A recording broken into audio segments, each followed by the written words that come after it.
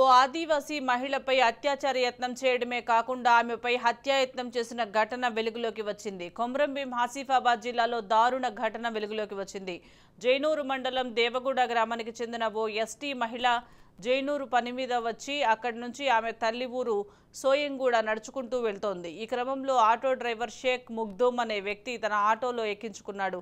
రాఘవాపూర్ దాటిన తర్వాత ఆమెపై అత్యాచారం చేయడానికి ప్రయత్నించాడు. ఆమె కేకలు వేయడంతో ఆమెను వదిలేశాడు.